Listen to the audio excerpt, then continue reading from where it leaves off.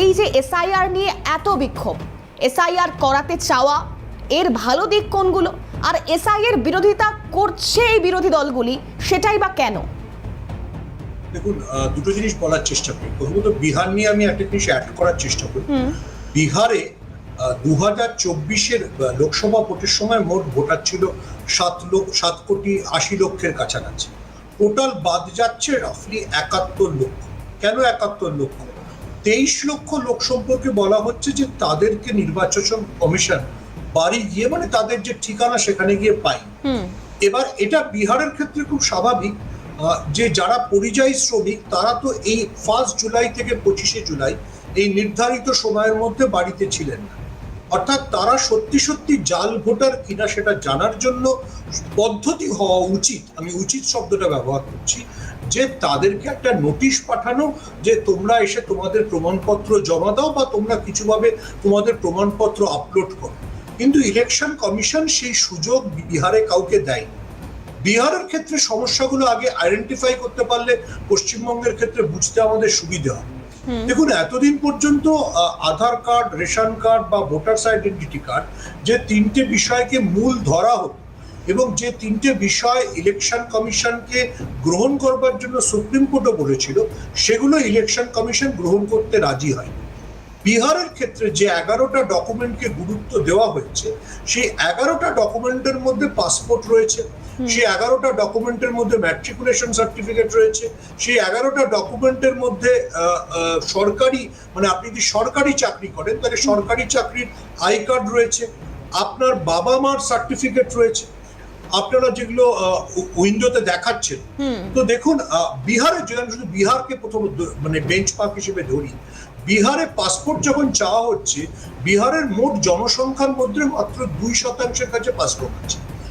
বিহারে যখন matriculation certificate চাওয়া হচ্ছে, তখন বিহারের মোট জনসংখ্যার মধ্যে 23% কাছে ম্যাট্রিকুলেশন সার্টিফিকেট আছে। বিহারে যখন আপনার কাছে সরকারি চাকরি করলে সেই আই কার্ড চাওয়া হচ্ছে, তখন বিহারে সরকারি চাকরি করেন এমন লোকের সংখ্যা মাত্র 4.8%। তাহলে আপনি যে কোনো হিসাব ধরলে অন্তত 70% কাছে যে কাগজগুলো চাওয়া হচ্ছে সেগুলো নেই। আপনি উইন্ডোতে যেটা দেখাচ্ছেন, তাহলে একটা মাত্র কাগজ যেটা খুব ইম্পর্টেন্ট হিসেবে দেখালে আপনি বেঁচে যেতে পারেন, সেটা হচ্ছে ডোমিসাইল সার্টিফিকেট। সেই ডোমিসাইল সার্টিফিকেট সবার কাছে থাকে না। সেই ডোমিসাইল সার্টিফিকেট না থাকার জন্য বিহারে যারা গ্রাউন্ড রিপোর্টিং করেছেন, আমি তাদের কাছ থেকে যতটুকু শুনেছি, দেখা গেছে যে ডোমিসাইল সার্টিফিকেট বার করার জন্য একজনকে 600 টাকা পর্যন্ত খরচ করতে হচ্ছে। তো আপনি ধরে নিন একটা পরিবারে যদি 4 জন লোক থাকে, তাহলে 4 জনের জন্য ডোমিসাইল সার্টিফিকেট বার করতে 2400 টাকা খরচ হচ্ছে। এবার সব প্রান্তিক মানুষ, তাদের সবার কাছে এটা নেই। ফলে বিহার দেখে গোটা ভারতবর্ষের বিরোধী দলগুলো এটা মনে করেছে।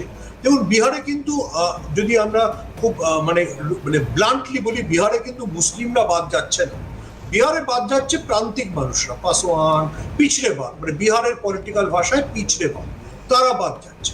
তো বিহার দেখে বিরোধী দলগুলোর একটি সংশয় বা সন্দেহ তৈরি হচ্ছে, যেটা তেজস্বী যাদব বলেওছেন, রাহুল গান্ধীও যেটা বলেছেন, যে এটা বেসিক্যালি জনসংখ্যায় যারা আমাদের ভোট দেয় না সেই সিস্টেমটায় তাদের উপর, মানে তাদেরকে বাদ দেব। রাহুল গান্ধীর একটা খুব যথার্থ প্রশ্ন আছে, যদি আপনি ধরেন যে মহারাষ্ট্রতে, যেখানে 2024-এর লোকসভা থেকে 2024-এর বিধানসভার মধ্যে 34 লক্ষ ভোটার বেড়েছিল, সেখানে কোনো সার হলো না। যেখানে মহারাষ্ট্রের চিফ মিনিস্টার দেবেন্দ্র ফডনভিসের কেন্দ্রে 20% ভোটার বেড়েছিল, সেখানে কোনো সার হলো না। তাহলে সার হলো কোথায়? বিহার, যেখানে ভোট আর কয়েকদিনের মধ্যে। এবং সুপ্রিম কোর্টের বিচারপতি বললেন যে আপনারা যে 11টা সার্টিফিকেটের কথা বলছেন, এর মধ্যে তো আমার কাছেই অধিকাংশ নেই। তাহলে যে লোকটা বিহারের ছাপরা বা মধুবনীতে আছে, তার কাছে কাগজপত্রগুলো আসবে করতে। সো ইট ইজ মানে এটা নিয়ে কোনো সংশয় থাকার দরকার নেই যে এটা একটা ইলেকশন কমিশনের কি বলবো, যাকে ভোটার তালিকা থেকে বাদ দেওয়ার বড় প্রচেষ্টা। এবার তা নিয়ে বিরোধীদের অভিযোগ থাকবে। বিরোধীদের অভিযোগ যেমন আছে, তেমনি মমতা বন্দ্যোপাধ্যায়েরও একটা পাল্টা রাজনীতি আছে। দুটোই খুব ইন্টারেস্টিং। দেখুন, মমতা বন্দ্যোপাধ্যায় গতকাল একটা স্কিম অ্যানাউন্স করেছেন, which I feel is a very important scheme. উনি বিহারের থেকে শিখে যে স্কিমটাকে ইমপ্লিমেন্ট করেছেন হচ্ছে আমার পাড়া আমার সমাধান। অর্থাৎ বিহারের লোকজন দেখতে পেয়েছিল যে যখন তার ওই কাগজটা দরকার, ডোমিসাইল সার্টিফিকেট, তাকে খুঁজে বেড়াতে হচ্ছে কোথায় যাবে। আমার পাড়া আমার সমাধান, যেহেতু বিজেপিও বুথ লেভেলে অ্যাটাক করেছে, উনিও বুথ লেভেলে একটা প্রজেক্ট আনিয়েছেন।